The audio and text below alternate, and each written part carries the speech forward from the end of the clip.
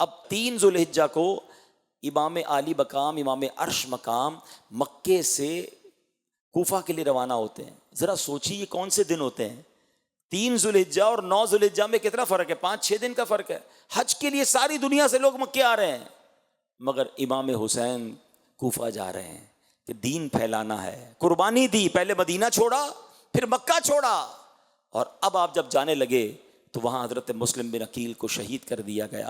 امام حسین کو راستے میں یہ پتہ چل گیا تھا کہ حضرت مسلم بن عقیل شہید ہو گئے ہیں۔ آپ نے اور آپ کے رفقا نے مشورہ کیا کہ اب نہیں جانا چاہیے، حالات عجیب و غریب ہیں، مگر حضرت مسلم بن عقیل کے خاندان والوں نے کہا کہ ہم تو جائیں گے، ہم یا تو بدلہ لیں گے یا خود بھی شہید ہو جائیں گے۔ تو امام حسین سبحان اللہ کہتے ہیں نا، ساتھیوں کے ساتھی، آپ نے فرمایا جب تم نے جانے کا سوچا ہے تو میرا بھی واپس مڑنا درست نہیں ہے، جب ساتھ ہی سفر اختیار کیا ہے تو اب ساتھ ہی سفر کریں گے۔ اپنے قافلے والوں کی دلجوئی، ان کی حوصلہ افزائی کے لیے آپ نے بھی سفر اختیار کیا۔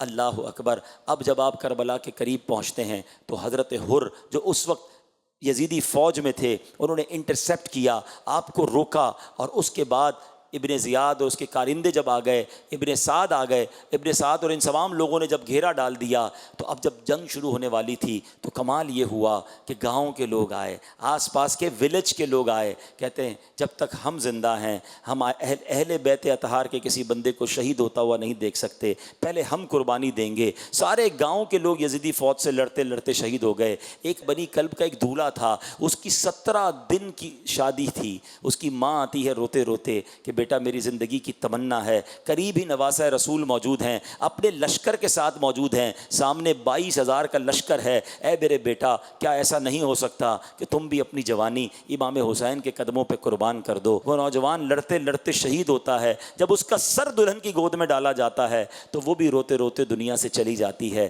ذرا سوچئے تو صحیح میرے پیارے اسلامی بھائیوں، یہ کیسی قربانی کی داستانیں ہیں، یہ کیسے لوگ تھے کہ ایک طرف جن کو باقاعدہ کوئی انٹریکشن نہیں تھا مگر محبت آل رسول میں آ کر وہ اپنے سر کٹا رہے ہیں، اور ایک طرف یزیدی ہیں، 22,000 کا لشکر ہے اور وہ کسی طریقے سے بھی پیچھے ہٹنے کے لیے تیار نہیں۔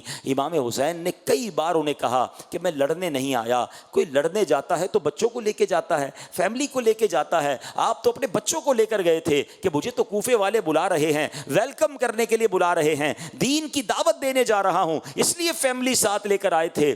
آپ نے کئی بار کہا اگر مجھے نہیں جانے دینا تو مجھے واپس بھیج دو، مگر ان ظالموں نے کچھ اور ٹھانی ہوئی تھی۔ 3 دن بھوکا پیاسا رکھا گیا، پانی بند کر دیا گیا، کھانا بند کر دیا گیا۔ جب 1-2 دن کوئی بھوکا رہتا ہے نڈھال ہو جاتا ہے، ان ظالموں نے 3 دن بھوکا پیاسا رکھنے کے بعد اب جب مقابلہ شروع ہوتا ہے، اللہ اکبر، میرے امام نے اس وقت بھی اتمام حجت کے لیے کربلا کے میدان میں ایک عظیم خطبہ دیا کہ دیکھ لو پہچانو میں کون ہوں، میں نبی پاک کا نواسہ ہوں، میں فاطمہ بطول کا بیٹا ہوں، میں مولا علی کا شہزادہ ہوں، تمہیں یاد ہے میرے آقا نے میرے بارے میں کیا کیا فرمایا ہے، میں جنتی نوجوانوں کا سردار ہوں، ذرا سوچو مجھ پر ظلم کرو گے قیامت کے دن کیا منہ دکھاؤ گے، کیسے تم میرے قتل سے بری ہو سکو گے۔ آپ نے ایک بار پھر انہیں سمجھانے کی کوشش کی مگر وہ ظالم نہ سمجھے، مگر جس کے نصیب میں تھا۔ حضرت حر کا واقعہ ایک شاندار ہمارے لیے میسج ہے۔ آپ کانپنے لگے، لرزنے لگے، آپ کا بھائی آپ کو کہتا ہے اے حر میں نے تمہیں بڑے بڑے مقابلوں میں دیکھا ہے، تم تو بڑے بہادر ہو، تم تو بڑے جری ہو، یہ تمہیں کیا ہو گیا ہے، اتنی چھوٹی سی لشکر ہے، اتنا چھوٹا سا میدان ہے اور تم کانپ رہے ہو۔ اللہ اکبر۔ حضرت حر کہتے ہیں کہ میں ایسا لگتا ہے کہ جنت اور دوزخ کے درمیان کھڑا ہوں، دنیا مجھے کھینچ رہی ہے جہنم کی طرف مگر سامنے مجھے نواسہ رسول کے قدموں میں جنت نظر آ رہی ہے، میں ان دونوں کے درمیان لرز رہا ہوں کہ کہیں میری زندگی تباہ و برباد نہ ہو جائے، میں نواسہ رسول سے کیسے لڑائی کر سکتا ہوں۔ ایمان کی رمق دل میں موجود تھی۔ ادھر امام حسین نے اعلان کیا کون ہے جو ہمارے نام پر اپنی جان قربان کرے، بس یہ سننا تھا کہ حضرت حر نے اپنا گھوڑا دوڑایا، یزیدی فوج سے نکلے اور حسینی فوج میں جا ملے، اور وہاں جا کر پھر آپ نے امام حسین کے قدموں پر لڑتے لڑتے یزیدیوں کے ساتھ اپنی جان قربان کی۔ یہ ایک لمحے کا ڈیسیشن، کروشل ڈیسیشن، یہ ہمیں بہت کچھ بتاتا ہے۔ آج ہم حضرت حر کا نام لیتے ہیں تو ساتھ رضی اللہ تعالیٰ عنہ کہتے ہیں، ہم یزیدی نہیں کہتے، حالانکہ ان کے لشکر میں تھے، امام حسین کو انٹرسیپٹ کرنے والے تھے، مگر کیا میسج ہے کہ ڈیسیشن ٹائم پہ لینا ہوتا ہے، باطل اور حق میں فیصلہ کرنا ہوتا ہے۔ شعر کتنا پیارا ہے نا، یہ نعرہ حر کا تھا جس وقت فوج شام سے نکلا، کہ دیکھو یوں نکلتے ہیں جہنم سے خدا والے. نکل آئے نا. اب غور کرے میرے وہ اسلامی بھائی جو میرا بیان سنیں گے. ہم بھی زندگی میں سوچتے رہ جاتے ہیں یار کر تو غلط رہا ہوں, کما تو ٹھیک نہیں رہا, یار یہ عادت اچھی نہیں ہے, یہ جو میں باتیں کرتا ہوں نا یہ درست نہیں ہے, جو میں دیکھتا ہوں نا یہ ٹھیک نہیں ہے, ہاں میرا یہ کام غلط ہے, نکلنا چاہیے, چھوڑنا چاہیے. ادھر سے شیطان مشورہ دیتا ہے نہیں یار یہ چھوڑے گا تو پھر یہ نقصان ہو جائے گا, یہ معاملہ ہو جائے گا. بندہ بس سوچتا رہ جاتا ہے. خوش نصیب وہ ہوتا ہے جو فیصلہ کرتا ہے, باطل چھوڑتا ہے اور حق کی طرف آ جاتا ہے. آؤ آج کربلا کے اس واقعے سے یہ پیغام لو کہ کب تک اللہ کو ناراض کرتے رہیں گے, کب تک یہ سوچتے ہی رہ جائیں گے کہ جناب حرام چھوڑنا ہے. ہر اسلامی بھائی کو معلوم ہے جتنے یہاں بیٹھے ہیں, مجھے کسی کو بتانے کی حاجت نہیں.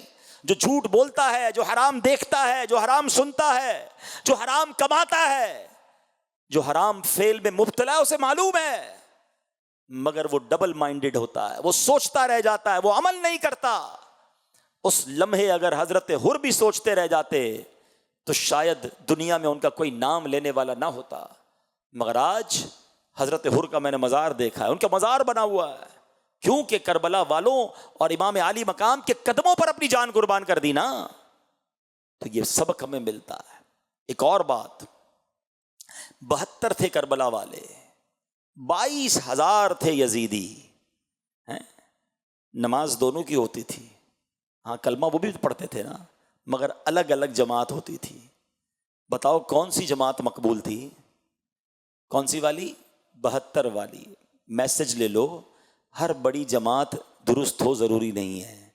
دل میں عشق رسول ہو, خوف خدا ہو, اہل بیت کی محبت ہو, چاہے وہ چھوٹی جماعت ہو, اللہ کی بارگاہ میں وہ مقبول ہوتی ہے. بعض اوقات کہتے ہیں نا مائٹ از آلویز رائٹ. ارے جناب جو بہت سارا دنیا ایک کام کر رہی ہے ہم نہیں کر رہے, ہم تھوڑے ہی رہ جائیں گے.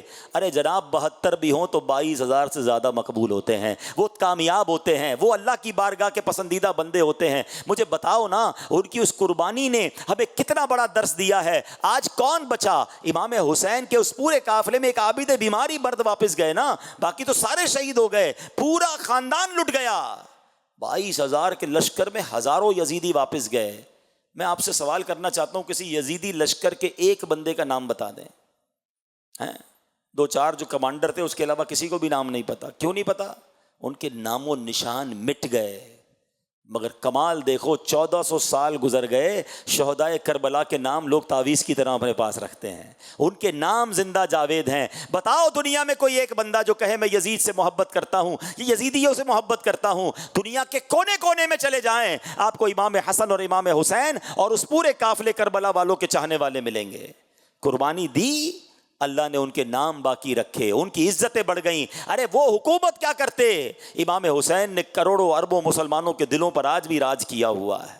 حکومت تو یہ ہے نا. میرے اعمال کی اصلاح کرم سے